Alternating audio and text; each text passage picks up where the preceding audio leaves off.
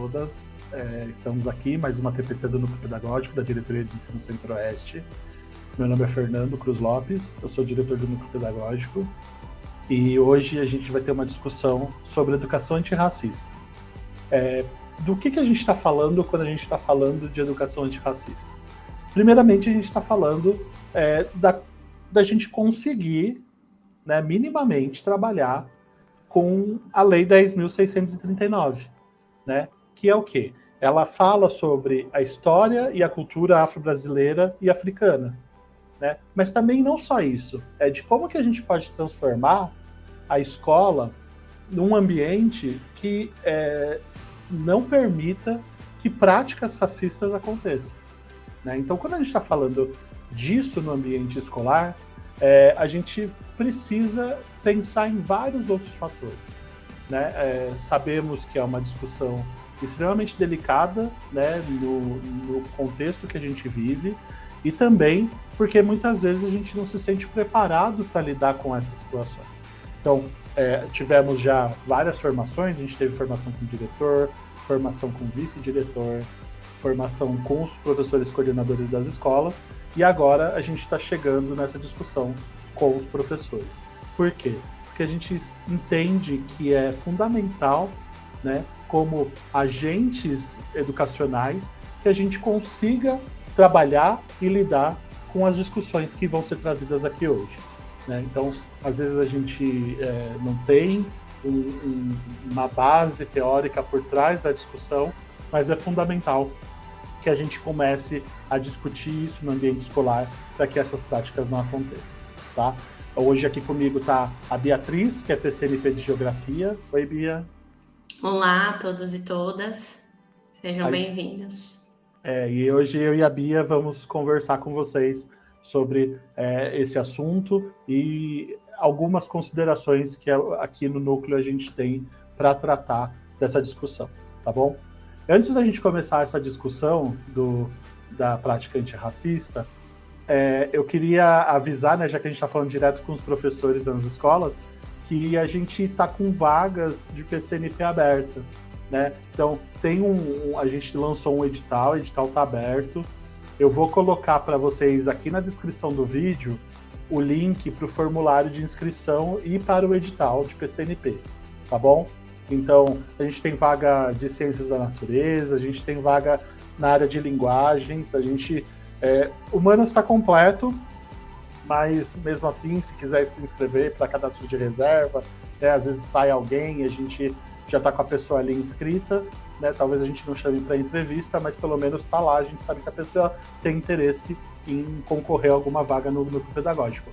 Mas ciências da natureza, ciências na área de linguagens, a gente está com muita vaga, a gente precisa, né, então às vezes não chega direto no professor, então eu já estou aqui falando diretamente com vocês. É importante que vocês tenham acesso a isso, então eu vou colocar na descrição do vídeo, né? Acessem a descrição do vídeo, às vezes só está passando na TV na escola, TPC, não sei onde que é, tem o canal do Núcleo Pedagógico Diretoria de Ensino Centro-Oeste, entra lá no canal, acha esse vídeo e acha a descrição que vocês podem se inscrever para PCNP, tá bom? Tem PCNP de anos iniciais também, mas como esse TPC é só para anos finais de ensino médio, nem falei da vaga de anos iniciais, mas vocês se inscrevam que a gente vai conversando, tá certo? Bom, então para a gente começar essa discussão, vou falar um pouco quais são os nossos objetivos para esse TPC, né? Porque a gente tem aí algumas discussões que precisam ser feitas, né? E elas não são tranquilas, elas são discussões que muitas vezes a gente não está acostumado, né? Deixa eu só abrir aqui que tá difícil. Eu não estou conseguindo.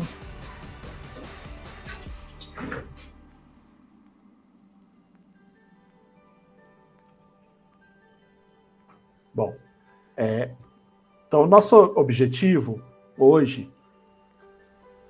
é, primeiramente, entender o conceito de raça, né? Mas falar assim, existe raça, não existe raça, o que é raça? É isso que a gente vai começar a discutir, né? Então, a partir desse entendimento, se existe, se não existe, o que é, aí a gente começa a discutir algumas outras coisas, né? E uma delas é discutir sobre como que as questões raciais afetam diretamente a educação, né? Então, se a gente está falando de relações raciais, se a gente está falando, né, de racismo, se a gente raça a gente já sabe que existe. Agora, como que isso vai afetar a educação? Como vai afetar você como professor? Como vai afetar o aluno? Né? Então a gente vai falar um pouco sobre isso. E o terceiro ponto é entender como que o racismo estrutural afeta a educação, né? Então, entender primeiro as questões raciais, depois a gente vai falar um pouco sobre o racismo estrutural, para trabalhar com o que a gente entende que seja importante nesse primeiro contato, né, da discussão entre vocês aí na escola e nós aqui no Núcleo Pedagógico, tá bom? Então a gente sabe que são realidades completamente diferentes, a gente tem aí 74 escolas, né, na diretoria de ensino, a gente sabe que cada escola trabalha de um jeito, tem um tipo de professor, um tipo de discussão, um tipo de aluno, né? Claro, então aqui são discussões mais iniciais nesse assunto, para que depois a gente possa, né, desenvolver isso de uma outra maneira com as características da escola, tá bom? Então, primeiramente, o que forma a nossa identidade? Porque para a gente falar de raça, a gente precisa falar um pouco de como que é a formação da nossa identidade, como que a gente se entende e como que a gente é visto também. Porque só assim a gente vai conseguir entender alguns conceitos dentro dessa discussão, né, Bia? É bacana a gente pensar, né, quando a gente fala em identidade, quando a gente para refletir um pouco sobre a nossa própria identidade, a gente pensar que ela é múltipla, né? Então, eu vou ter uma série de aspectos aí que formam a minha identidade, ou que formam a identidade de vocês, né? É lógico que aqui hoje o nosso foco é falar da questão racial, né? Mas quando eu tô falando de identidade, eu tô falando da questão, né, de como eu me enxergo enquanto meu gênero, de quanto eu me enxergo enquanto a minha sexualidade, de quanto eu me enxergo a minha identidade cultural, né, da minha cultura, de onde eu venho, quais são os meus costumes. Então, tem uma série de questões que englobam a nossa identidade, né? É interessante a gente pensar que a gente tem essa identidade múltipla que nos formam, né? E aí eu fico pensando assim, né? Quando a gente está falando de identidade, a primeira coisa que vem na nossa cabeça é o nosso RG, né? Nosso registro geral, que a gente chama de carteira de identidade, né? Que é basicamente uma institucionalização de quem eu sou, né? Aquilo comprova de quem sou eu. Lógico que não é nosso primeiro documento, né? A gente tem uma certidão de nascimento, depois a gente vai tirar o RG. Mas aquilo ali diz, né? Eu sou o Fernando, aquilo basicamente me dá um número, né? Eu sou esse número aqui, e aquilo eu comprovo que eu sou eu. Mas quando a gente está falando um pouco dessas outras questões aí, né? Como que nós somos vistos, como quem a gente é, como a gente se identifica, a gente já parou para pensar como que algumas coisas que estão aí documentadas refletem ou não quem eu sou, né? Se a gente for pegar no nosso RG, se eu for pegar meu RG hoje, eu olho para aquela foto e falo, pelo amor de Deus, né? Que foto horrorosa. Primeiro que não tem foto 3x4 bonita, né? A gente sempre sai feio na foto 3x4. Mas se eu for pegar a minha certidão de nascimento, na certidão de nascimento tá escrito lá a minha cor. Na minha tá escrito branco. Na sua tá escrito o quê, Bia? Você sabe? Você já parou para pensar nisso? Na minha certidão não tem. Não tem. E aí... é interessante, deixa eu até contar um caso. É interessante porque eu fui numa consulta médica esses dias. E na consulta médica tinha lá cor, raça. E a pessoa que me atendeu não quis me perguntar como eu me identificava em questão a cor e raça, né? A enfermeira ali no caso, né? E aí quando eu entrei na sala da médica, que ela viu a minha ficha, ela viu que estava em branco. E aí ela me perguntou, ela falou, nossa, até hoje a gente tem dificuldade aqui né, no atendimento, das pessoas perguntarem para as outras como que elas se identificam quanto à sua cor e à sua raça. E isso foi essa semana. E aí, se a gente for parar para pensar, em quantas certidões de nascimento, essa definição não está errada por conta disso, né? Porque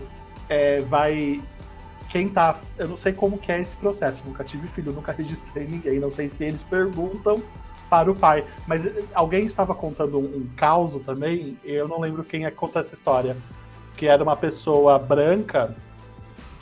Foi na exposição da Sueli Carneiro, eu estava lendo essa história, na exposição da Sueli Carneiro, que estava no Ocupação, na verdade, que estava no Itaú Cultural. Ela estava com... O marido dela foi registrar, ela é uma pessoa negra, o marido dela, ela é uma pessoa de cor preta, o marido dela era um homem branco. Ele foi registrar a filha do casal e a pessoa escreveu que era uma criança branca. E aí ele falou, não, você tem que arrumar porque a minha filha, ela é preta, ela não é branca. Daí a pessoa, como assim? Né? Então a gente tem coisas que já são automáticas na nossa cabeça, né? E que às vezes a gente nem para se perguntar, né? A gente nem para olhar, né? Se vocês forem olhar a certidão de nascimento de vocês, o que está escrito ali? Ela condiz como você se identifica hoje, né? E não é só uma questão de cor, raça. A gente também hoje a gente tem uma discussão super ampla sobre gênero, né? Tem cisgênero, agênero, transgênero. Então, às vezes as coisas ali não são tão objetivas como as pessoas querem colocar. Como os documentos, né? Estão lá, né? Tem que ser desse jeito e acabou. Então a gente tem uma discussão aí muito grande para ser feita sobre todas essas questões. E em paralelo a isso, tem também como as pessoas nos enxergam, né, Fê? Que foi um ponto que você levantou também, né? Eu sou uma mulher que me identifico, né, como uma mulher negra, mas nem sempre as pessoas me leem como uma mulher negra, né? Eu tenho uma tonalidade de pele que não é retinta, mas que é uma tonalidade escura, né? E tem pessoas que muitas vezes me contestam isso, né? É como se eu não fosse tão retinta assim para me identificar como uma pessoa negra, né? Então tem muito de como a sociedade nos lê também, porque dificilmente essa pessoa vai me ler como uma pessoa branca, mas ela também não consegue me ler como uma pessoa preta, né? Ou negra, enfim. Então no nosso país, essas questões de identidade, elas são bem complexas, né? E elas demandam um tempo até, eu acredito, não só de discussão teórica sobre o assunto de identidade, mas de reflexão nossa quanto à nossa história, né? Quanto às nossas origens e quanto como a gente se define nessa trajetória da nossa vida. Perfeito. Eu até tô com medo da gente continuar aqui nesse slide discutindo essas coisas, porque daí é uma discussão sem fim, e daí pode ser que a gente retome isso daqui a pouco, né? Então, eu vou avançando, e aí se a gente sentir que precisa retomar um assunto, a gente retoma, tá? Principalmente porque no Brasil, isso que você falou é extremamente complicado da gente aferir, né? Porque existe ainda muita confusão por conta do racismo que já está institucionalizado na nossa população, né? A gente tem aqui um slide mostrando um estudo, né? Então é do IBGE, é a fonte que a gente tem, né? De geografia e estatística, basicamente o que a gente estuda para pesquisas e tudo mais para entender como que a população se identifica, que é essa pesquisa do IBGE. Então, se a gente for olhar, 42,7% da nossa população ele é formado por pessoas brancas, né? 9,4% por pessoas pretas, 46,8% por pessoas pardas, e aí tem 1,1% ali que é de amarelo e tem indígena que não está marcado, né, Bia? É isso? Indígena eu fiquei com dúvida se é 1,1 amarelo e 1,1 indígena, ou se é 1,1. Se está somado, né? É. E aí, por que né, a gente tem essa questão aqui desenhada? Se a gente for pegar a população que é considerada negra, que é a junção da população preta e da população parda, a gente vai ter uma maioria na população brasileira que é considerada negra, né? Que é 9,4 mais 46,8, que dá 54. Péssimo de matemática. Dá mais que 56%, né? A população negra, ela dá, se não me engano, eu também não vou fazer a conta aqui de cabeça, mas dá quase 57%. 2 historiadores apresentando números deu isso. Então, a maioria da nossa população, ela é considerada negra. E aí a gente está discutindo uma questão que, quando a gente olha no nosso entorno, a gente vê esses quase 60% de pessoas considerados negros, né? Quem está ocupando esses espaços? Né? Quando a gente faz essa pergunta, que é uma pergunta básica de quando a gente está discutindo antirracismo, a gente tem que pensar que existe certos privilégios, porque a gente está falando de pessoas, né? Então, estou falando numa TPC, eu estou falando com professores, pessoas que se formaram, que fizeram faculdade. Quando a gente estudava na nossa universidade, na nossa sala de aula, 60% dos alunos eram negros, né? Eu posso contar na mão, quando eu fiz graduação, de pessoas negras na minha sala, né? De professores negros na minha universidade. Na minha universidade tinha uma professora negra, não tinha mais. Sabe? Então é meio absurdo da gente pensar que hoje, 2021, a maioria das pessoas negras não ocupam lugares de liderança, né? Se a gente for ver a quantidade de diretores de escola que são negros, a quantidade de supervisores de ensino que são negros, a quantidade de negros que a gente tem no núcleo pedagógico, né? Então a gente tem que prestar atenção nessas discussões também, nesses lugares de ocupação, né? A gente não está falando aqui de merecimento, a gente está falando aqui de uma conquista, uma luta que a gente tem que fazer para inserir essas pessoas no ambiente e na discussão que a gente tem. E é interessante, Fê, que até essa questão, né, da gente entender hoje, né, no Brasil, a gente entender que a população parda e preta, ela configura a população negra no Brasil, isso também é um movimento de luta histórico do movimento negro aqui no nosso país, né? Porque nem sempre foi assim, nem sempre foi entendido assim, e nem sempre foi essa as categorias, né, estabelecidas pelo IBGE para a gente se identificar, né? Então teve ano, por exemplo, que as pessoas não tinham a opção de se autodeclararem indígena, por exemplo, né? Então teve censo, por exemplo, que não tinha essa opção, né? Em 1940, por exemplo, que é um dado que eu tenho mais guardado na cabeça, essas 4 declarações, você podia se declarar branco, né? Da cor branca, preta, amarela ou cor indefinida. Não tinha a opção pardo, por exemplo, né? Não existia a opção pardo. Então, quando a pessoa ela se definia ali de cor indefinida, ela estava se considerando mulata, cabocla, morena e uma série de expressões que enquadravam ela em uma classificação não branca. Mas essa pessoa também não se reconhecia ou não queria se reconhecer enquanto uma pessoa negra. Então, essas questões de como a gente se define, né, de como o IBGE faz essa leitura, também tem uma questão histórica por trás, né, de como as políticas raciais no Brasil, elas foram se desenvolvendo aí ao longo do século XX e do século XXI. O que também tem uma questão aí, né? A Bia trouxe esse fato de 1940, e eu vou trazer agora de um censo que foi nos anos 90, que o IBGE deixou essa opção sem categorizar, deixou em aberto.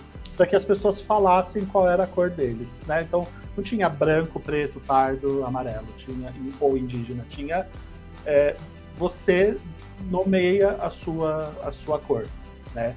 E aí você tem um quadro famoso, assim, né? Que você tem as pessoas que trouxeram, né, como definição de cor, mais de 100 possibilidades, né? Então você tinha gente que se autodeclarava verde, roxo, cinza, né? Chocolate, daí tinha cores absurdas, assim, né? Então nos anos 90 tinha aquele pagode que tava em alta, que falava tira a calça jeans, bota o fio dental, morena você é sensacional, alguma coisa assim.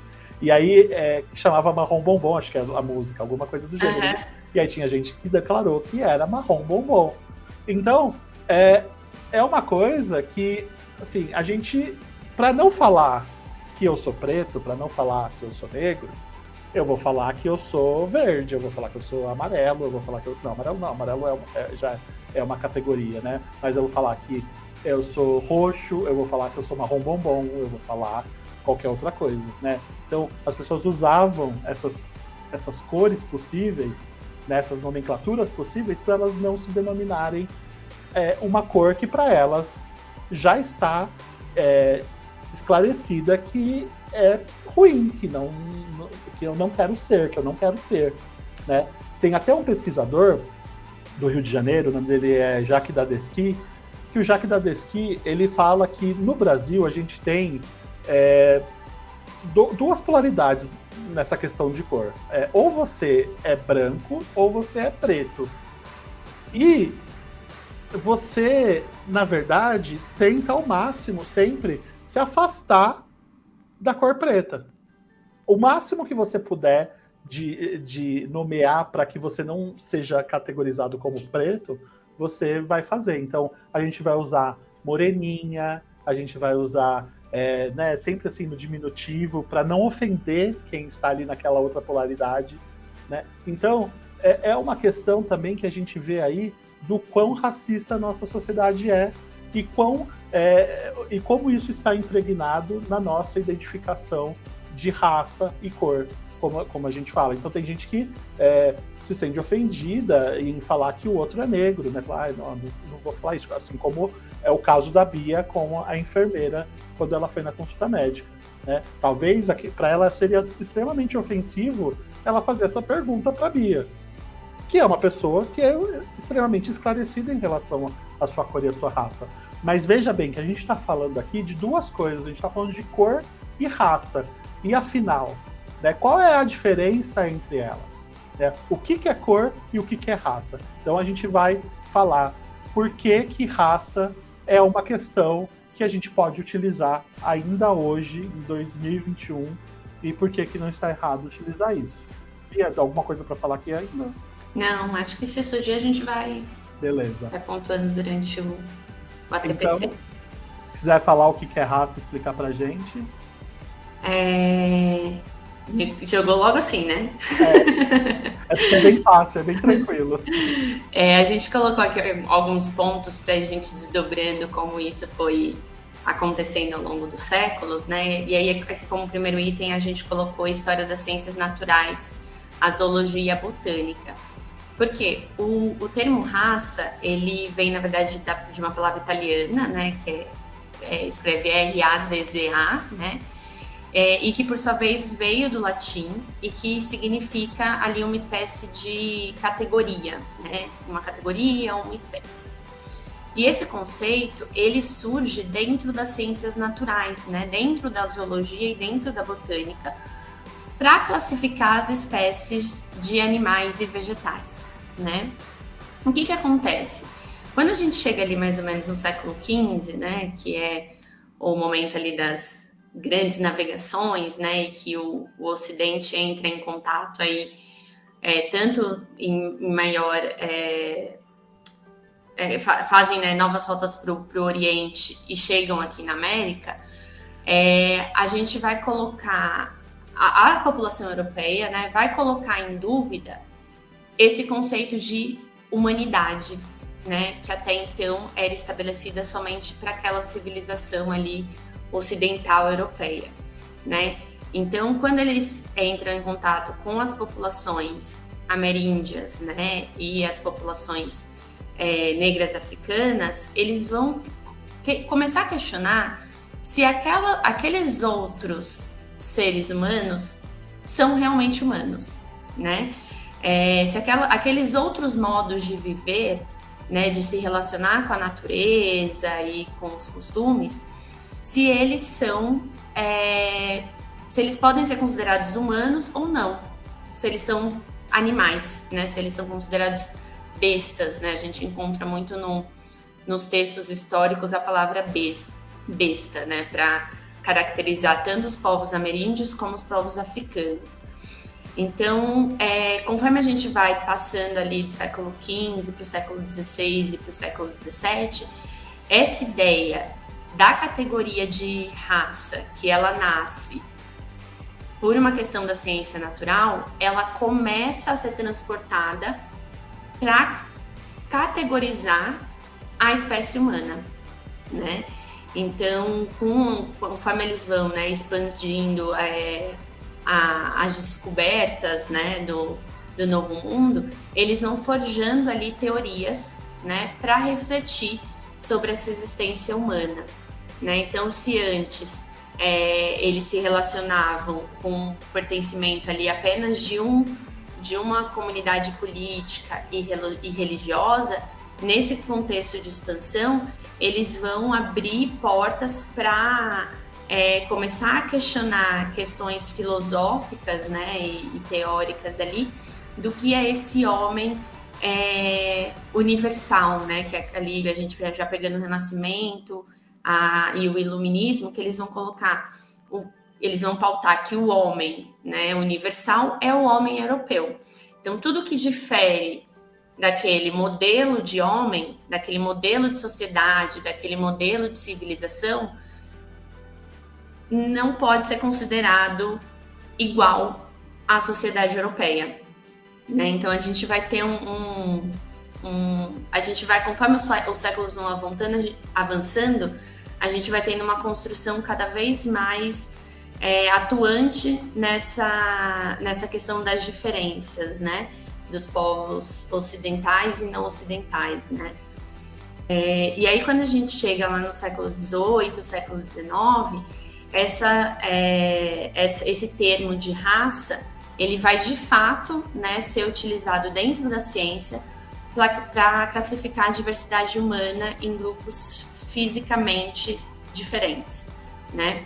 Então, ali no século XVIII para o século XIX, o conceito ele passa a atuar efetivamente nessas relações raciais com base em características biológicas, né? Então, a nossa cor de pele, os nossos traços físicos, morfológicos e também as nossas questões psicológicas, morais, intelectuais, culturais, né? Então, todas essas características, tanto as biológicas quanto as psicológicas, elas foram usadas para nos classificar enquanto a raça, né? O que a gente chama de racismo científico, né? Porque ele tinha uma base ali de estudos científicos que tentavam, de certa forma, comprovar essa diferenciação e essa hierarquização dos indivíduos, né? E essa hierarquização, ela tinha a raça branca como a raça superior, né? E as demais raças, né? A negra, a amarela, os povos indígenas, que eram lidos às vezes como os povos vermelhos, eles eram tidos como povos subalternos, né? Povos que estavam ali, eles eram inferiores aos povos com características da raça branca. Então, eles estudavam quanto mais clara fosse a sua cor, ou quanto mais escura fosse a sua cor, mais inferior você era, ou menos inferior. Estudavam formatos do crânio, formato do lábio, do nariz, do queixo. Então, segundo o que era comprovado na época, é que quanto mais fino o seu nariz, quanto mais fino a sua boca, quanto mais fino os seus traços, mais superior você era e mais bonito a sua genética, né? Mais inteligente, e aí junto com os traços psicológicos, né? Mais inteligente, mais honesto você era, né? Mais inventivo, né? Você era mais apto para dirigir e dominar outros povos e outras raças, principalmente a raça negra, que é as raças mais escuras, né? E consequentemente, quanto mais escura era a tonalidade da sua pele, menos racional você era, mais emocional você era, menos honesto, menos inteligente, né? Então, portanto, você estava sujeito a ser escravizado e dominado, porque de fato era comprovado cientificamente que você tinha uma predisposição para ser dominado, né, Fê? E assim, essa questão, né, que a gente vai chamar de eugenia, né, foi uma forma de cientificar, tá certo? Tornar científico, né, esse pensamento extremamente racista, né? Então foi uma forma de trazer o racismo para dentro da ciência. E isso foi uma prática comum, né? Então, por exemplo, quando a gente vai estudar a história das prisões, tem um médico famoso que é o Cesare Lombroso, não sei se fala assim, não falo italiano, mas ele estudava essas questões de medição mesmo do corpo humano para dizer se aquela pessoa ela tinha tendências criminosas, por exemplo, né? E essas práticas foram disseminadas para o resto do mundo. Então, no Brasil, era muito comum isso, né? Então, lá no final do século XIX, início do século XX, a gente teve práticas assim na nossa comunidade científica, na nossa comunidade médica, né? Então, médicos que a gente conhece aí por nome de rua, né, praça, essas coisas. Então, por exemplo, o Silvio Romero, né, o Nina Rodrigues, são pessoas que são famosas por estarem relacionadas a uma história que evidenciava entender, por exemplo, a porcentagem do tamanho do corpo, né, para dizer se essa pessoa era melhor ou pior que a outra. E normalmente essas características, né, que eram associadas a ladrões, a pessoas menos eficientes, e por aí vai uma lista de coisas que não são boas, são péssimas, estava sempre associado a quem não era branco, né? Então, a Bia tá falando assim, vai medir o tamanho da cabeça e tudo mais. Assim, não bastava só você ter uma cabeça gigante para ser associado a ser inteligente. Não, você tinha que ter uma cabeça que fosse do tamanho ideal para uma cabeça de uma pessoa inteligente, né? Então, assim, é meio absurdo a gente pensar isso, né? Então, pessoas que têm características assim, assim, assado, elas vão ser bandido, vão ser isso, vão ser aquilo, né? E nunca vão se enquadrar no que eles definem como ser um padrão para o que é bom, para o que é certo, para o que é correto. Então... Só fazendo um gancho, porque quando a gente vai estudar esses assuntos, né, que, lógico, sou de história, então puxando a sardinha, né, para a área de história, mas quando a gente vai discutir esses assuntos em sala de aula, muitas vezes a gente não faz essas reflexões quando a gente vai discutir o descobrimento do Brasil, né, ou quando a gente vai discutir Renascimento, ou quando a gente vai discutir Iluminismo, quando a gente vai discutir Revolução Francesa, né, que são assuntos que caem aí bastante em provas, né, Enem, enfim, de faculdades e tal, mas a gente não questiona, né, que pensamento é esse que estava naquela época, fundamentando ali esse momento histórico da humanidade, que está pregando a liberdade, mas ao mesmo tempo está colonizando e escravizando outros povos, né? Então, essa liberdade que era tão desejada, né, e tão afirmada naquela época pelo povo europeu, era uma liberdade para quem? Né? Era uma liberdade apenas para o homem branco. Né? Ela não era uma liberdade que ela se expandia enquanto uma ideia de liberdade da humanidade, porque a França, né, que a gente aí tem como um grande modelo de revolução libertária, ela tinha diversas colônias, né? Ela estava praticando a escravidão em diversos outros locais. Então é interessante, conforme a gente vai discutindo esses assuntos, a gente vai chegando ali no final do século XIX, início do século XX, como a gente consegue perceber que essas questões raciais, na verdade, elas estão atreladas a qualquer assunto que a gente debata de história, né? A gente não precisa fazer uma aula de racismo, eu não preciso fazer uma aula sobre racismo para discutir sobre raça, né? Eu posso estar discutindo qualquer outro tema e trazer a questão racial como um ponto de debate para discussão, né? E mesmo, né, como discutir isso também nas aulas de biologia, de ciências, né? Dá para a gente trabalhar com proporção, medidas, né, em matemática. Então, assim, é uma série de coisas que a gente consegue puxar a partir dessas temáticas, né, que são que não necessariamente a gente está só a falar assim, agora eu tenho que trabalhar com isso, né? Principalmente agora no mês de novembro, que, né, tudo a gente vai falar. A nossa TPC caiu em novembro, mas não tem a ver com o mês da consciência negra. Até tem, né? Mas a gente já vem trabalhando isso há algum tempo, né? Então, como a gente está fazendo escalonado, a gente foi chegar no professor só agora. Mas a gente está trabalhando isso desde agosto com os nossos diretores, vices, coordenadores, né? Mas assim, não tem que ser só agora que a gente vai trabalhar com isso. A gente pode trabalhar isso o ano inteiro, dependendo do assunto que a gente está trabalhando nas nossas salas, com os nossos estudantes, né? E aí é importante perceber como que a gente tem uma guinada no século XX com o avanço da genética, que vai falar que, olha, apesar dessas classificações, né, de raça, não existe uma diferença entre uma raça e outra, né? A gente tem aí, fenotipicamente, essas pessoas, né? Então, aparentemente, essas pessoas são diferentes, mas quando a gente faz uma análise mais profunda, né, olhar lá a célula, olhar dentro... Os traços de DNA e todas as questões genéticas que o pessoal aí da área de ciências e biologia aí vai pode falar melhor que a gente, mas vai ficar comprovado que não existe uma diferença que traga, que consiga nos diferenciar enquanto espécie humana. Né? Essa porcentagem genética ela é tão mínima, ela é 0,01, que não traz uma diferença enquanto humanos, né? E aí isso, por que é importante a gente falar isso?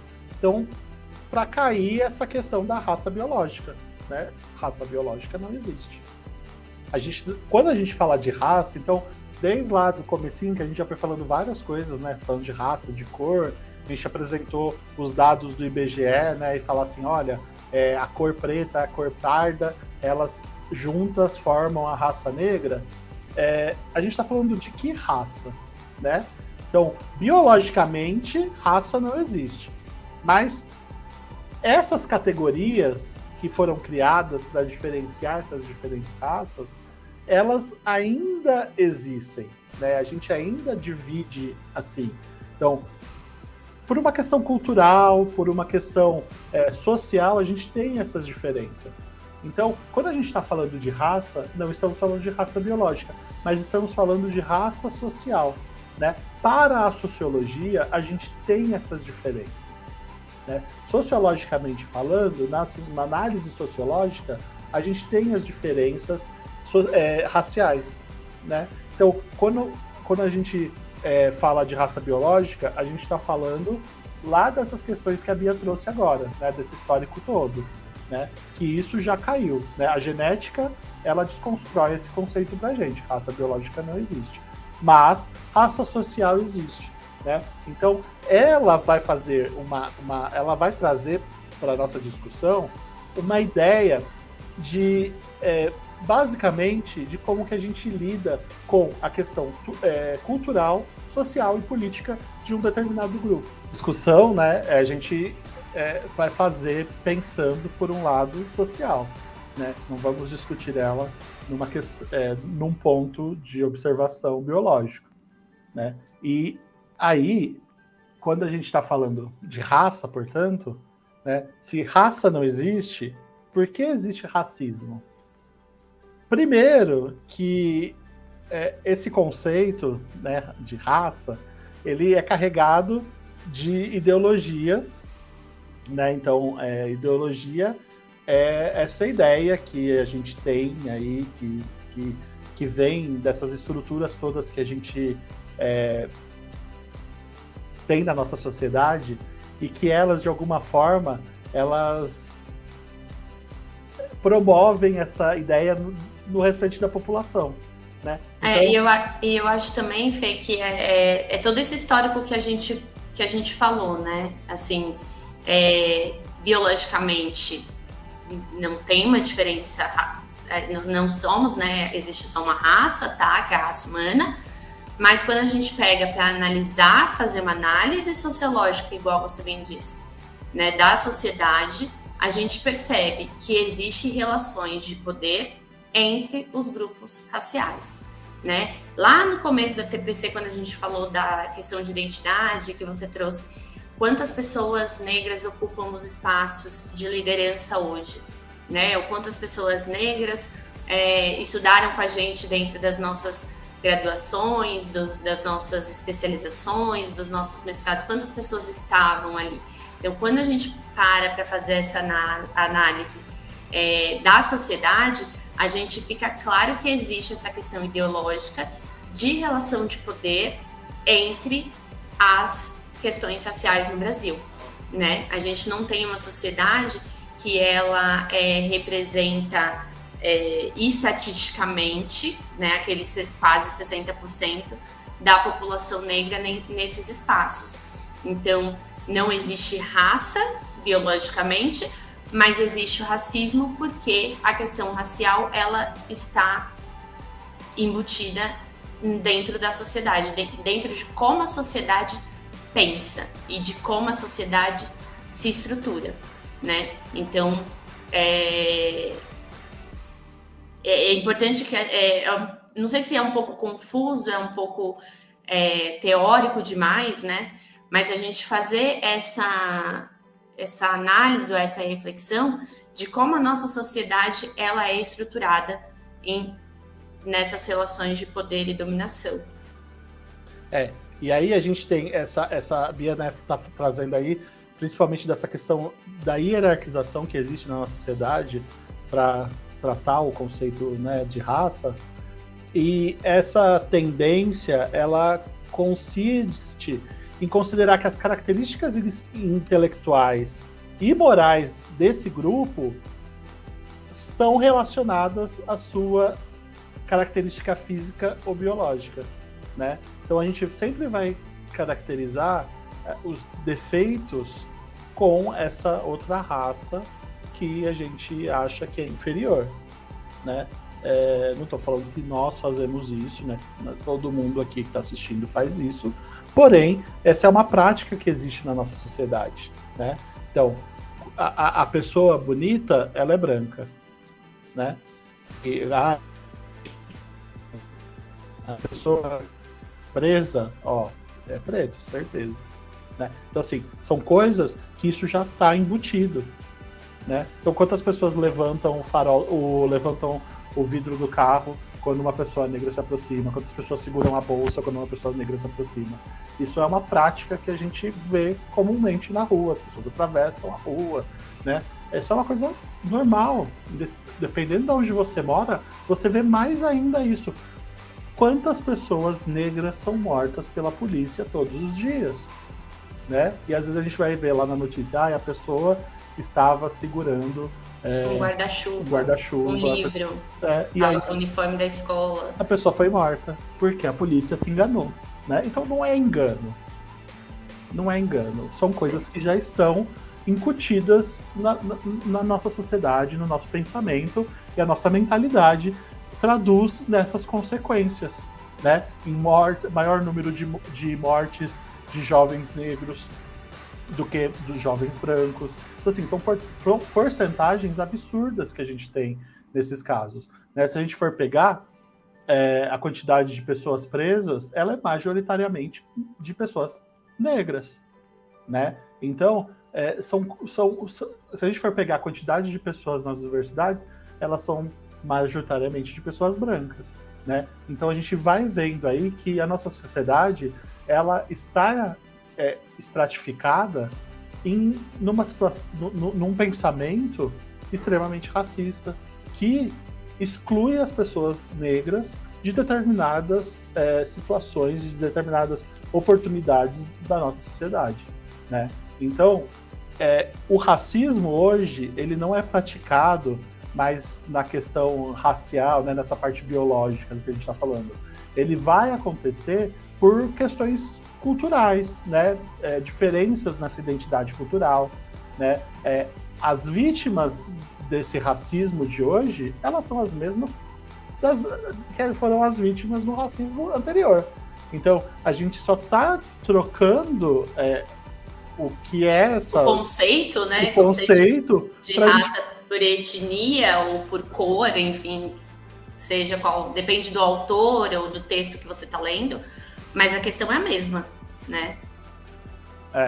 E aí, a gente vai entender também como algumas práticas acabam sendo conscientes ou inconscientes, mas elas existem, elas estão ali, e como que isso vai acabar culminando em desvantagem ou privilégio para alguns indivíduos, né? Então, dependendo do grupo social que ele pertença, né? Então, óbvio, né? Daí vai ficar muito claro para a gente, quando a gente está falando de racismo, porque que a gente tem essa porcentagem absurda de jovens negros que são mortos pela polícia, e por que a gente tem uma maioria de pessoas brancas nas universidades, né?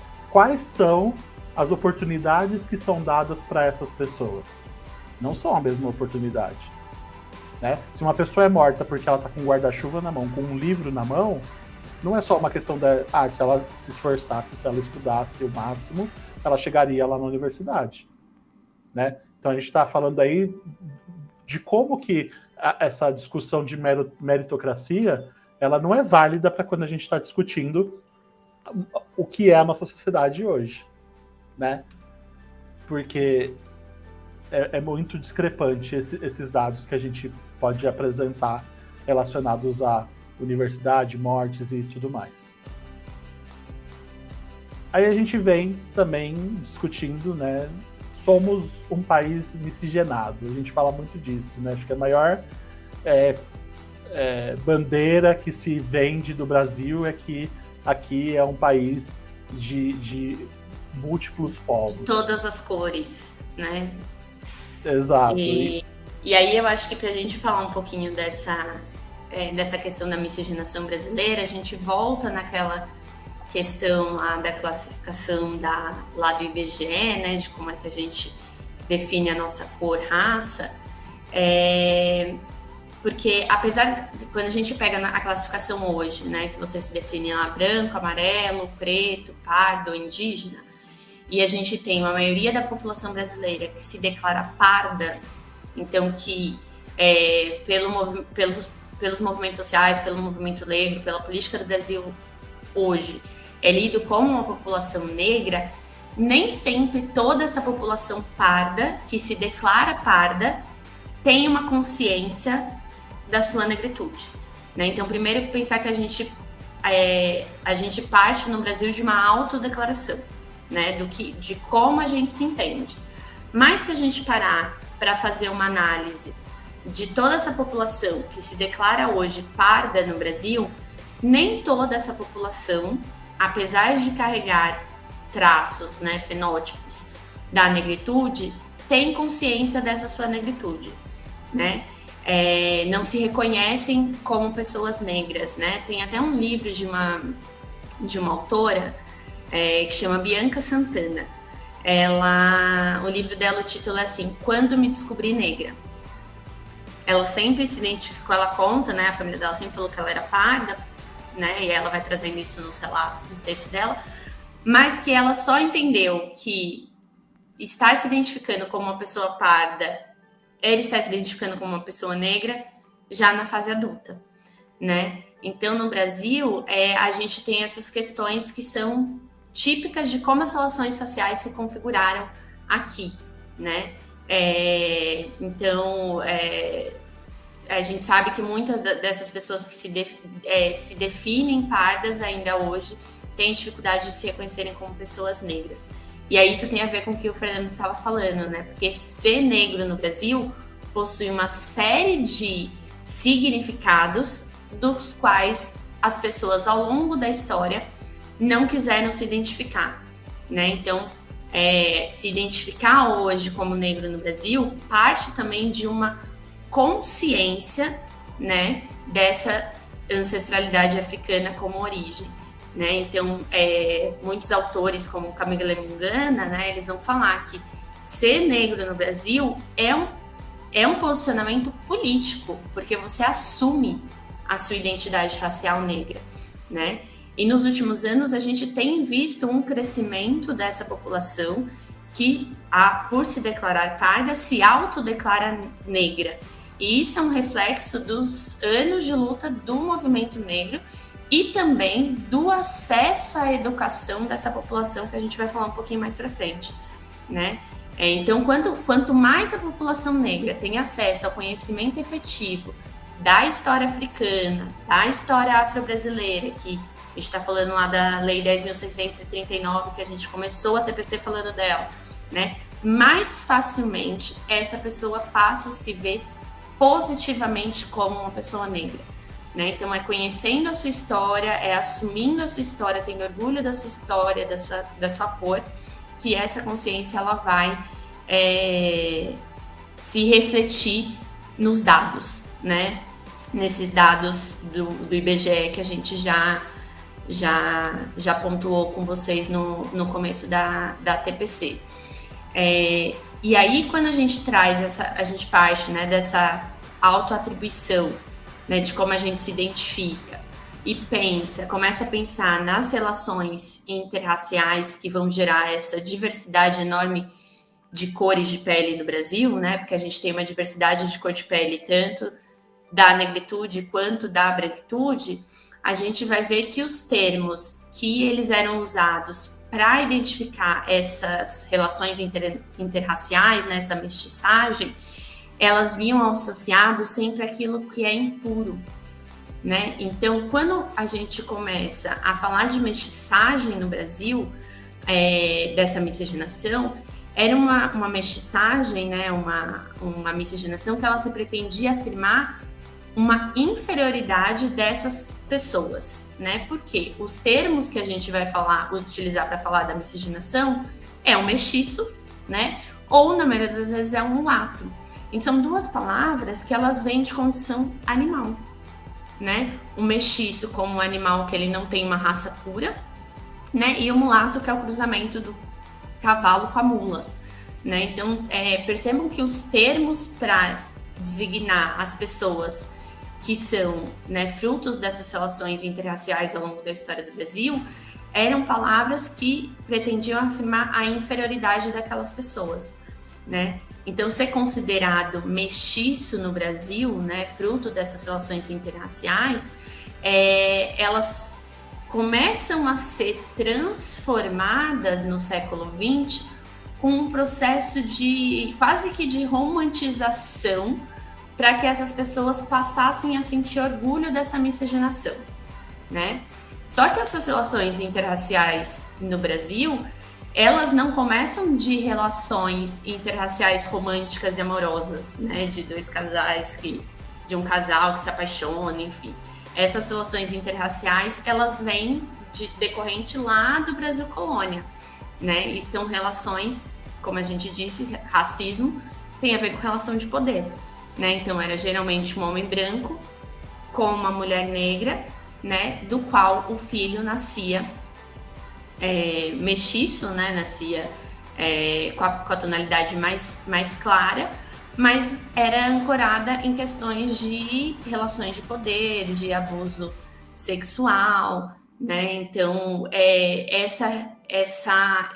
essa miscigenação que ela começa lá no Brasil colônia e ela vem se desdobrando ao longo dos séculos, quando ela chega no século XXI, quando chega no século XX, como é que o Brasil ele começa a pensar, nossa, a maioria da nossa população é miscigenada, né? A gente precisa fazer com que a nossa população ela crie orgulho dessa miscigenação e não fique atrelada àquele passado colonial.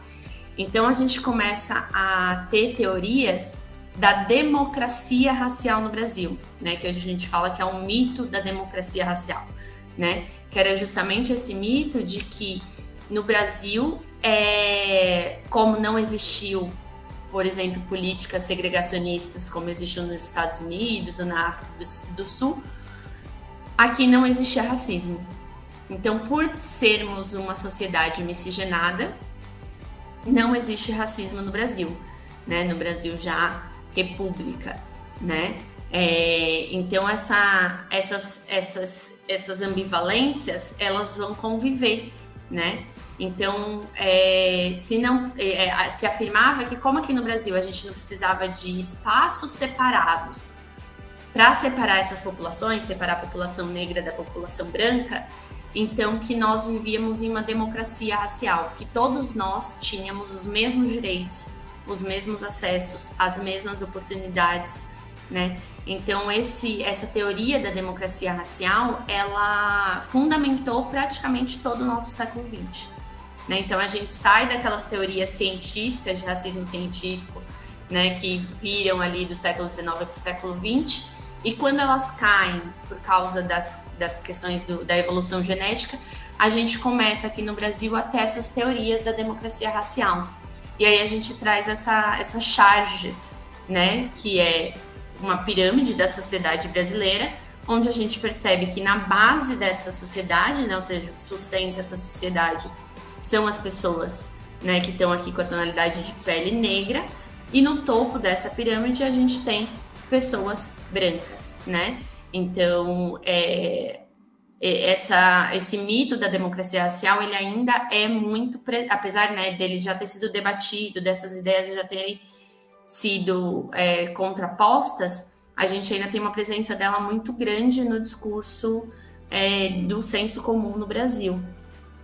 E aí é importante a gente entender, né, que com essa fala da Bia, a diferença que a gente tem de classificação do que é ser negro no Brasil e do que é ser negro nos Estados Unidos, por exemplo, né? É muito diferente como se classifica uma pessoa negra no Brasil. Enquanto aqui a gente tem essa autoatribuição, né? Então, uma autoidentificação da sua cor.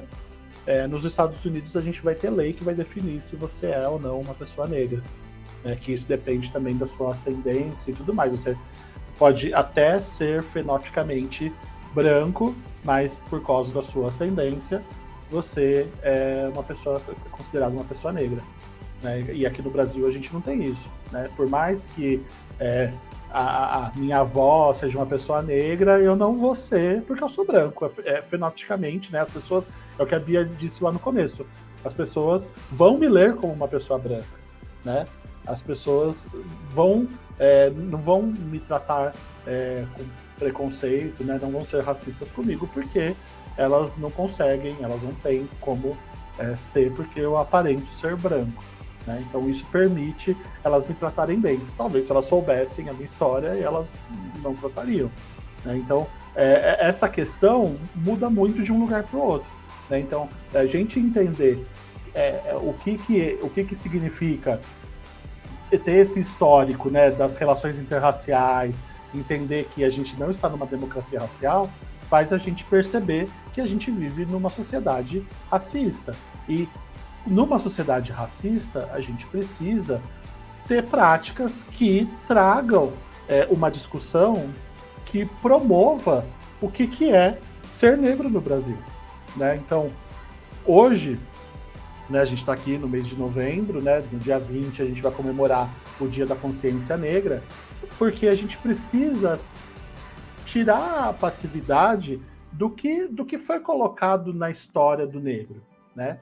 Porque aparentemente as coisas são muito simples quando a gente está discutindo isso, né, na população. Então, como alguns livros de história traziam até pouco tempo, né, que os escravos, então era aquela coisa de as pessoas estão ali esperando levar uma chibatada, e não era isso, né? A gente tinha uma resistência, a gente tinha uma luta, né? As pessoas não eram passivas, as pessoas não queriam ser escravizadas, né? Fizeram isso com elas, né? Escravizaram elas não foram lá e se ofereceram para aquilo, né? Então, a gente... Fê, e aí até acho que é interessante a gente tocar num assunto que é bastante polêmico, né? Já que a gente está trazendo várias questões polêmicas aqui, que é essa questão da escravidão em si, porque tem muita gente que argumenta, mas na África já existia escravidão, né? Os próprios africanos, eles se escravizavam, né? Ainda existe essa afirmação, né? Em muitos debates. E sim, na África existia escravidão, assim como na Grécia Antiga existia escravidão, como na Roma Antiga existia escravidão, mas nenhuma dessas escravidões que existiam antes, né, dessa virada aí histórica das grandes navegações, ela desumanizava as pessoas. Apesar de existir escravidão na África, na Roma, na Grécia, nenhuma delas questionava se aquela pessoa ali que estava sendo escravizada, ela era um ser humano. Uhum. Né? Não existia. Aquela pessoa, ela era lida como uma pessoa, como um humano, como alguém que merecia, né, aquela escravidão justificada por uma questão de guerra, de território, de lutas ali com povos que eram que existiam conflitos entre eles, mas aquela humanidade daquela pessoa não era contestada. Na escravidão moderna, né, que a gente chama de escravidão moderna, essa escravidão aí com foco nos povos africanos, ela contesta a humanidade da pessoa. Né? Então, e você vai criar até argumentos para poder defender essa desumanização, né? Você vai criar argumentos religiosos para isso. A gente não vai entrar aqui para discutir religião, mas a gente tem aí, né? Então, a história de Kant, por exemplo, para trazer toda um argumento que vai permitir, que vai deixar socialmente isso como uma desculpa para acontecer, né? Então, assim, olha, aqui, né, nos meus escritos religiosos está escrito que tudo bem acontecer isso. E aí, socialmente, é aceito, né? Então, a gente vai ter argumentos que vão liberar a escravidão, né? Então, é um processo de desumanização que ele está respaldado socialmente, né? Então, diversas estruturas aí estão participando para que isso seja possível, né? Então, a gente tem a religião que vai permitir, a gente vai ter uma liderança política, social, que vai permitindo o acontecimento do ato, né?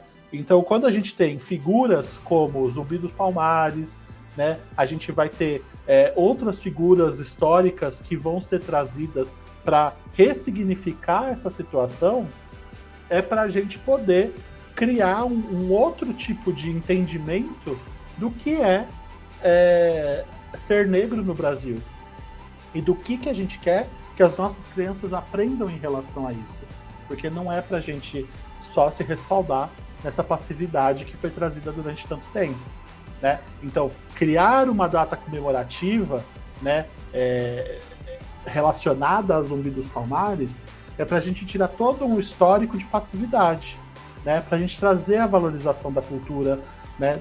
Para trazer uma valorização social para aquilo que a gente precisa defender, que a gente precisa desconstruir, né? E trazer também esse protagonismo da própria população negra no processo abolicionista, né? Porque senão fica parecendo que a Princesa Isabel era uma santa que foi lá e assinou um papel e pronto, tá todo mundo livre.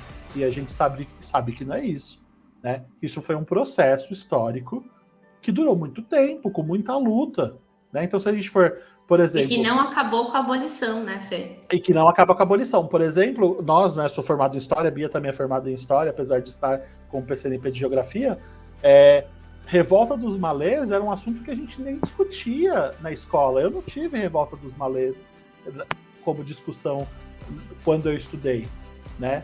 E é uma revolta protagonizada por homens negros extremamente eruditos, que foram escravizados e trazidos para o Brasil, né? Então, como que ao longo do tempo a nossa percepção precisa mudar para que a gente possa trazer ressignificar essas situações, né? Então, não é que o 13 de maio deixou de ser uma data importante, mas a gente precisa ressignificar o que é o 13 de maio, né? Porque o 13 de maio está atrelado a toda essa passividade, né? Eu lembro até hoje o desenho que eu pintava no dia 13 de maio, né? Que a professora levava para a escola. Era com a corrente assim, fazendo assim? A corrente quebrando.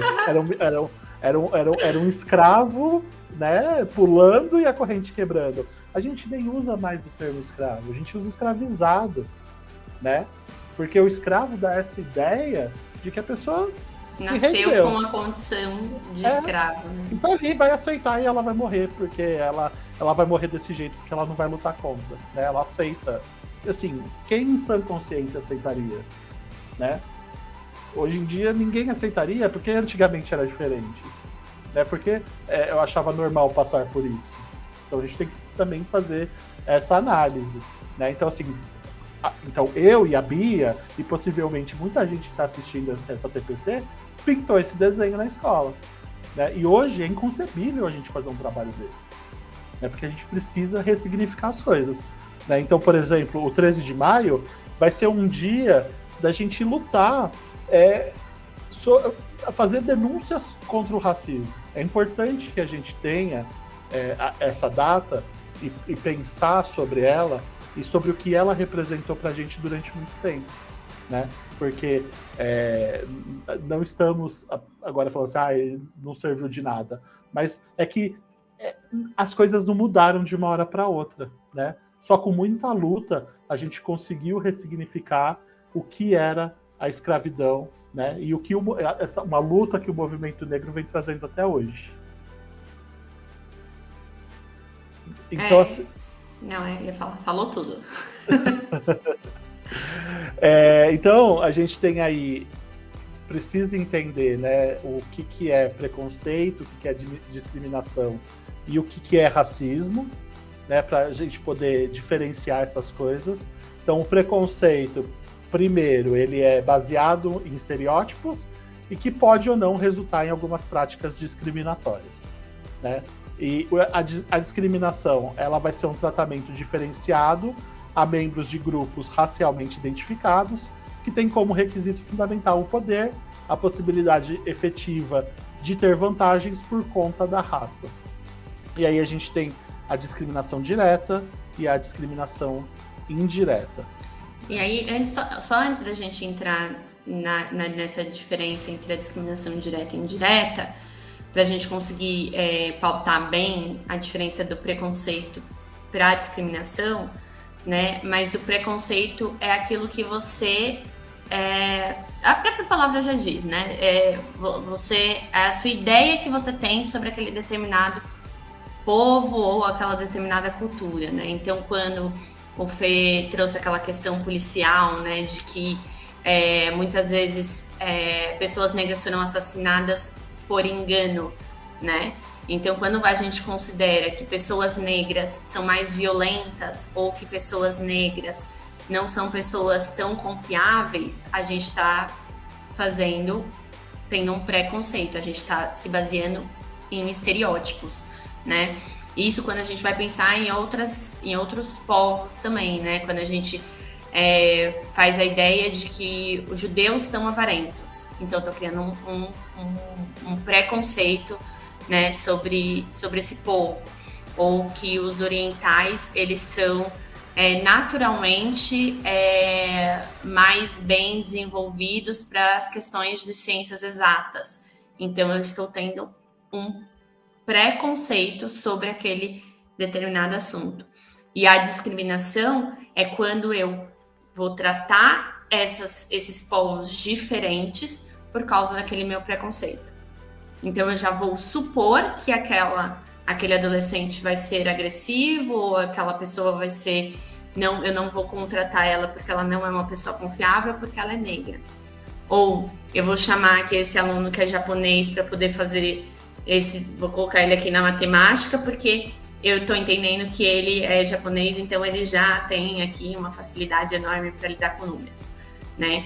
Então, quando eu coloco isso em ação, eu estou discriminando essas pessoas, né? Mas vai falar assim, mas é bom achar que eu sou bom de matemática. Assim, desde que você seja bom de matemática, né? Porque se você não for bom em matemática, tem todo um peso, né, um monte de coisa ruim que vai cair nas suas costas. Porque você é japonês e não é bom de matemática, sabe? Então, ou você é brasileiro e não sabe sambar, você já vai criando ali uma gama de preconceitos que são muito fáceis cair na discriminação, né? Então, assim, a gente não pode ter isso, né? Não podemos fazer porque, assim, a gente não está passando por isso. A gente está atribuindo essa ideia para uma pessoa e a gente está responsabilizando ela em ser algo que talvez ela não seja, né? Então, entender que toda mulher negra sabe sambar bem, ou que todo homem assim faz tal coisa, ou que toda... né? Então, assim, quando a gente está falando de raça, são muitos preconceitos que são trazidos junto, né? Então é muita responsabilidade, muito peso, muita coisa que está sendo jogada em cima daquela pessoa e que às vezes não tem nada a ver com ela e que a gente precisa cortar ali, né? Então, voltando, a discriminação direta vai ser o repúdio ostensivo a grupos ou indivíduos motivado pela condição racial, né? E a indireta vai ser marcada pela ausência de intencionalidade explícita de discriminar essas pessoas, né? Então, a gente pode... A discriminação direta, então, é aquilo que a gente já... É perceptível, né? E tem coisas que não são perceptíveis, que estão ali incubadas, eu ia dizer, mas talvez incubada não seja o termo certo, mas são coisas que a pessoa fala sem a intenção, mas acaba sendo complicado. Então, eu lembro... A gente pode classificar como uma discriminação indireta. Teve uma novela que passou um tempo atrás que chamava Da Cor do Pecado, né? Que era protagonizada por uma mulher negra, né? Então a gente pode classificar isso como um exemplo bobo, mas é uma discriminação indireta, né? Então a gente atribui à mulher negra essa sensualidade, né? E a gente acha que tudo bem falar isso, que tudo certo, né? Então é extremamente perigoso quando a gente está falando dessas coisas, né? Porque... E é legal. Pode falar, Bia. Não, e pensar também que, indiferente de ser uma discriminação direta ou uma discriminação indireta, quando a gente pratica, né, a gente tem uma sociedade que a sociedade inteira ela é levada a fazer essas discriminações. Ao longo do tempo, a gente vai ter aquela charge que a gente viu, aquela estratificação social, né? Então, gerações e gerações vão se passar e um certo grupo social não vai ter chances de ascender socialmente nessa sociedade ou de ter um reconhecimento, né, material efetivo dentro dessa sociedade por causa dessa discriminação, né? Seja ela uma discriminação direta ou seja ela uma discriminação indireta. Perfeito. Bom, pessoal, então a gente tem essas definições de discriminação e a gente tem também o que é o racismo. Que o racismo vai ser o quê? A materialização dessa prática discriminatória, né? Não é o que... racismo é um termo complicado da gente definir, porque muitas vezes a gente já fala, tal coisa é racismo, às vezes ela é discriminação, né? Então, pensamentos discriminatórios, né?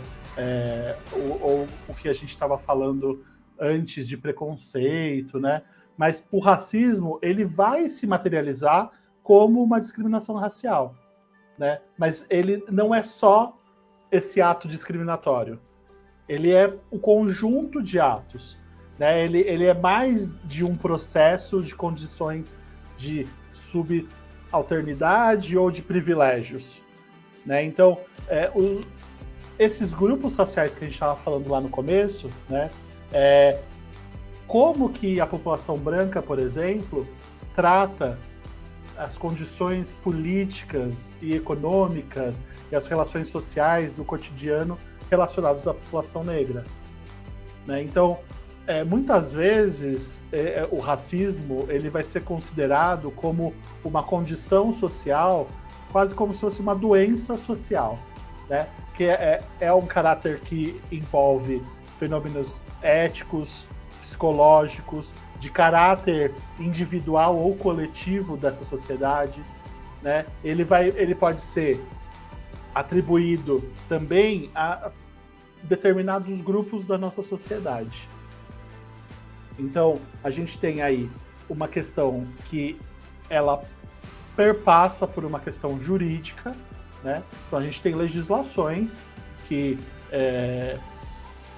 dizem como que a gente deve se comportar em relação a isso, ou seja, não devemos ser racistas, mas as pessoas passam por cima dessa legislação, né? Então, assim, quando a gente tem que criar a lei para não sermos racistas, é porque a nossa população é racista, né?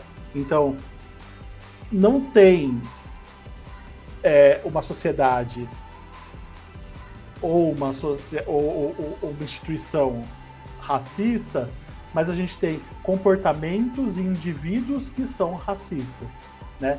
Que agem isoladamente ou em grupo e que acaba promovendo o que é um determinado fator que caracteriza aquele grupo, aquela sociedade ou aquela instituição. E acho que se a gente continuar pensando naquela linha que a gente estava falando, né, da diferença do preconceito o preconceito, eu estou criando um estereótipo, né, aqui no meu imaginário, aqui na minha cabeça. E aí a discriminação, eu vou lá e pratico esse preconceito, né, seja ele de uma forma direta, proibindo uma pessoa de entrar num local, por exemplo, porque ela tem determinada cor, ou de forma indireta, né, ali quando eu não tenho a intenção não quis praticar a discriminação, mas disse algo em que essa discriminação está embutida. E o racismo, ele vai, né, significa que eu materializei, que eu discriminei aquela pessoa, mas eu pensar que isso não aconteceu com um fato isolado, eu entender que existe toda uma estrutura desse preconceito, né, desse pensamento que começa lá com o preconceito, para que eu entenda que isso se materializou como um racismo, né? Então, para eu cometer essa prática racista, eu preciso ter uma relação de poder ali embutida, né? Então, quando a gente fala em condições de subalternidade, significa que a pessoa que está cometendo essa discriminação, materializando essa discriminação, ela quase sempre vai estar em relação de poder em relação à pessoa discriminada, né? Então, e aí essa relação de poder, ela pode ser óbvia, como sei lá, um professor com um aluno, por exemplo, né? Então, o professor está ocupando um lugar de poder, ou pode ser duas pessoas que elas estão na mesma condição, né? Então, sei lá, 2 professores, por exemplo, mas o professor que não se racializa, porque ele acha que a raça branca, né, ela não é racializada, mas isso fica para um outro debate, né? Da gente pensar nessa racialização também da população branca, mas ele vai se colocar em algum lugar, em um lugar superior àquele outro professor que é negro.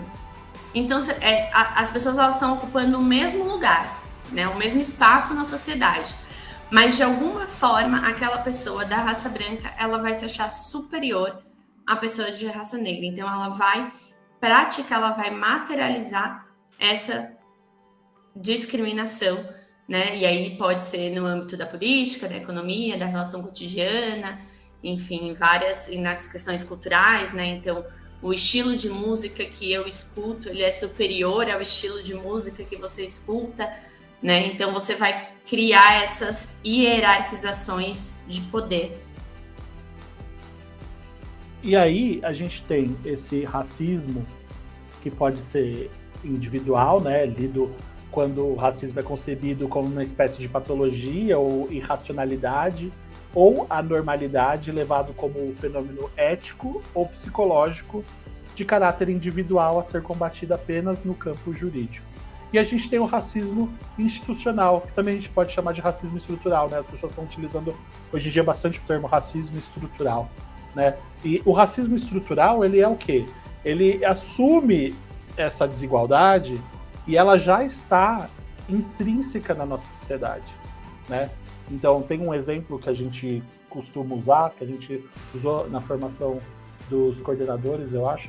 Quer dizer, não lembro se a gente usou esse exemplo, mas teve um caso que aconteceu nos anos 60 nos Estados Unidos, onde um grupo de extremistas, né, então nos anos 60 os Estados Unidos ainda estava com a segregação racial ali, né, tipo, existiam políticas para isso, então ambientes que eram frequentados apenas por pessoas negras ou ambientes só para pessoas brancas, né, as escolas eram assim, né, então um grupo de extremistas brancos entram em uma igreja e eles matam 6 crianças negras. Só que na mesma cidade, né, então isso choca todo mundo, claro, todo mundo ficou extremamente estarrecido, né? Só que na mesma cidade que aconteceu o caso, a gente tinha um número de mortalidade infantil de crianças negras extremamente alto, extremamente absurdo, né? Onde cada ano você tinha um número de mortes extremamente elevado da população negra, da população infantil negra, e que não chocava a sociedade, né? Estamos acostumados com essa situação, estamos acostumados com isso, né? Isso é o racismo estrutural, isso é o que coloca a gente a se acostumar com determinadas situações, porque elas já estão consolidadas na nossa sociedade. Então, quando a gente fala que, né, tinha até uma música do Racionais que falava da quantidade de pessoas negras na universidade, mas essa música é tão velha que, né, mas existe uma mudança, né? Eu lembro que na música falava 7% da população negra, 7% das pessoas nas universidades são negras, né? Quantos por cento dessas pessoas são negras hoje nas universidades? É um número baixo ainda, né? Talvez não seja 7%, mas é um número baixo. E a gente se acostuma com não ter pessoas negras nas universidades. A gente se acostuma com o fato da polícia matar mais jovem negro, né? A gente se acostuma com uma série de coisas, porque isso é um racismo estrutural. Isso é um racismo que já está institucionalizado, né? A gente já considera isso uma parte, uma normalidade da nossa sociedade. Ah, não, é assim mesmo e não vai mudar, né? E a gente não faz nada para mudar. A gente não faz nada para agir contra isso que está colocado, né? A gente não pode mais ser assim. A luta antirracista é exatamente essa. Não é o fato de eu não ser racista, é o fato de o que eu estou fazendo para não ser racista. O que eu estou fazendo para mudar esse discurso, né? Porque eu preciso agir, né? Não é o fato de só não fazer, não. Não é só o fato de eu não cometer o racismo individual, né? Que as coisas... eu já não sou racista, eu não faço nenhum ato discriminatório, né? Eu não pratico nenhum fenômeno ético aqui que discrimina as pessoas na minha fala ou na minha conduta diária. Só que isso não tem sido suficiente para o racismo deixar de existir. E por que não ser, né? A gente tem que pensar isso. É o mínimo que se pede, né? É lei, né? A gente não pode ser. Então, assim, se você não faz, você não tem que ser parabenizado por não ser, né? Mas agora, o que a gente está fazendo para acabar com o racismo, né? Então essa é uma questão que fica na nossa discussão. Que é o que você estava comentando, né? Do racismo individual. Se eu penso que o racismo ele só acontece nesse caso individual, que é quando, né, a gente pode até fazer uma reflexão sobre ele próxima ali da discriminação direta, significa que eu só vou entender o racismo como não, mas fulano foi racista, mas isso é ele, né? É ele que pensa dessa maneira, ou aconteceu alguma coisa para ele agir desse modo. E, na verdade, não, ele só verbalizou aquilo, ele só praticou o ato discriminatório. Mas aquilo que ele está praticando é um pensamento que está em toda a sociedade, né? Então, por isso que a gente tem que que transpor, né, e fazer esse exercício de começar a ver que o racismo ele está em todo lugar, em todo espaço, em toda instituição, inclusive na escola, né? A gente tem muita coisa para conversar, né? Mas acaba que o nosso tempo é curto. A gente vai ver um vídeo agora e a gente depois faz a continuação dessa discussão. Mas acho que é importante a gente ver o vídeo da professora Benilda Brito falando do que é essa educação antirracista, tá certo? Eu e a Bia vamos fechar nosso microfone e a gente daqui a pouco retorna. Estrago que o racismo provoca na criança. Não tem André Luiz, Orixá, Jesus Cristo, Bezerra de Menezes, não tem ninguém que vai mudar essa lógica. Porque o racismo é uma violência que ele não vai sair da sua cabeça.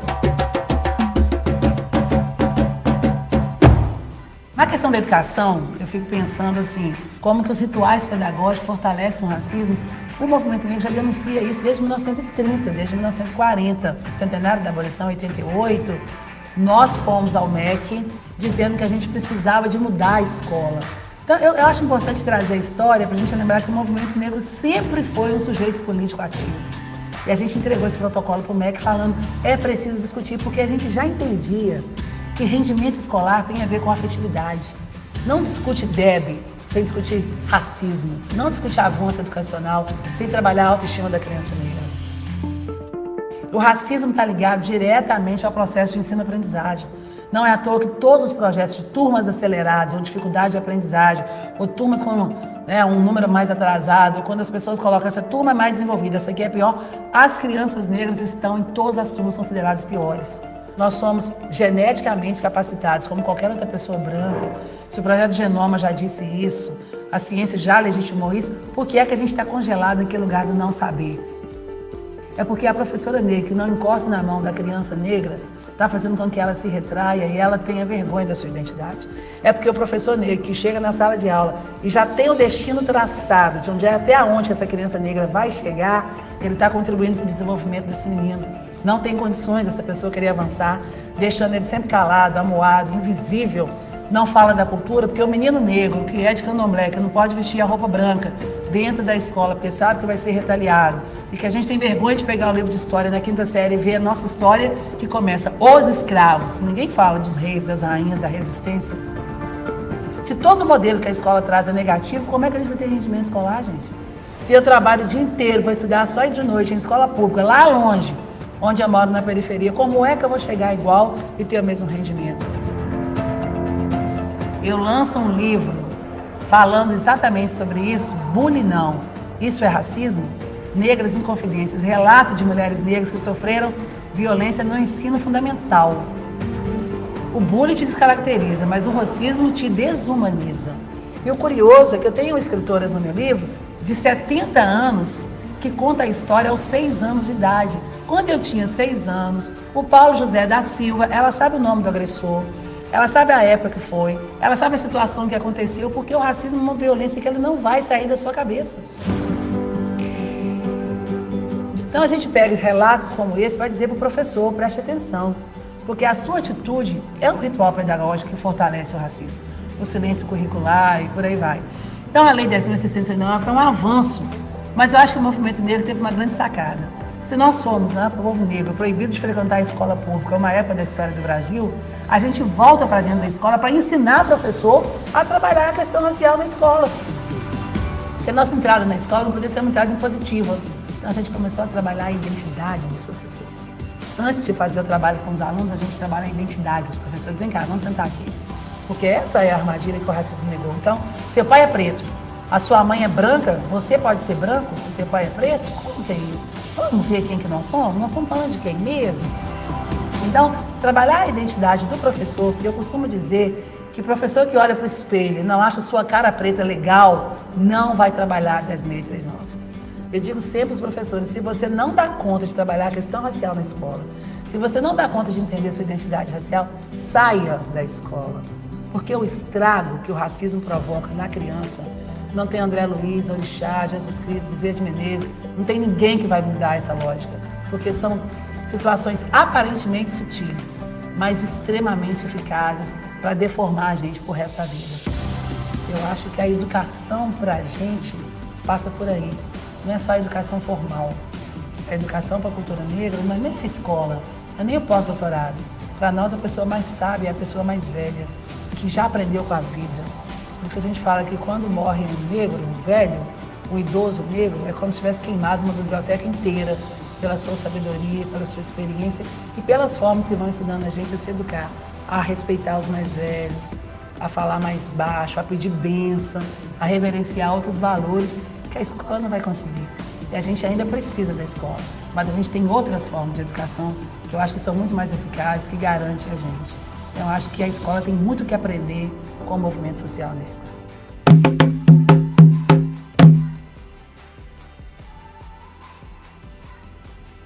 O vídeo da professora Benilda Brito, eu acho que assim, é uma discussão perfeita, né? O que ela traz, né, nessa discussão do que é ser antirracista, do que é o nosso papel como educador, do que a gente tem que fazer, é primordial. Assim. Tem a gente fala, é agressivo, não sei o quê. Não é agressivo, é porque a prática antirracista, ela é de luta, né? Então, a gente precisa se colocar nessa posição de que a gente tem que assumir esses atos. É fundamental de que a gente assuma as nossas ações como educador, como professor, né? Nosso papel na escola. Né? Então, essa fala de como o racismo desumaniza, a gente precisa entender que talvez a gente nunca tenha passado por isso. Então a gente não pode transformar como uma fala de colocar aquela pessoa, não é desse jeito, tente entender o lado do outro, porque a gente sempre faz essa conversa, né? Ele não quis dizer isso, ele no fundo gosta de você, ou ele não sente isso por você. E não é só a criança que está vivendo aquilo sabe o que é estar passando por aquilo. Então, a gente começou essa discussão com vocês. O nosso tempo é muito pequeno, a gente precisa continuar essa discussão. Eu e a Bia, a gente fala demais. Né? Então, a gente vai continuar essa discussão da prática antirracista, né, trazer outras falas. Acho que o vídeo ele deixa margem para a gente discutir, né, como é que essas práticas cotidianas elas ocorrem dentro da escola, né, como que a gente pode se portar, não só como professor, mas como indivíduo na sociedade, né, para ter essas práticas antirracistas fazendo parte do nosso cotidiano, né, no nosso dia a dia, e como que a gente pode trazer essas práticas cotidianas para dentro da escola, né, como é que a gente pode desdobrar a Lei 10.639 na sala de aula, independente da área da disciplina que a gente esteja atuando, né. Então, acho que a TPC de hoje ela foi um pontapé, um começo aí de uma discussão e que a gente pretende desdobrar em outros ATPCs e nos próximos anos, e que seja uma pauta que ela comece e não termine nunca, né? Porque, como a gente falou em vários momentos, não dá pra gente discutir essa questão só agora em novembro. Ela tem que ser uma pauta que ela se desdobre ali durante o ano letivo, né? Perfeito, Bia. Então, assim, vou deixar aqui na descrição do vídeo o link para o vídeo da professora Benilda Brito, né, que acho que é importante, ele está aqui na nossa apresentação, mas vou deixar o link para a fala dela, vou deixar o link para a nossa avaliação da TPC, é importante que vocês avaliem, a gente quer muito ouvir vocês, né, principalmente sobre essa questão, né, que a gente sabe que às vezes fala assim, nada a ver para mim, então responde lá, coloca lá, porque a gente quer saber isso. Se você gostou, se você não gostou, o que você achou. E também, lembrando, eu falei lá no começo, inscrição para PCNP, aqui no Núcleo Pedagógico, quiser vir trabalhar com a gente. Vou deixar o link aqui do edital de PCNP que está aberto e do formulário de inscrição, tá bom? É isso. Obrigado, Bia. Obrigada, professoras e professores que assistiram a gente até agora. Até a próxima TPC do Núcleo Pedagógico.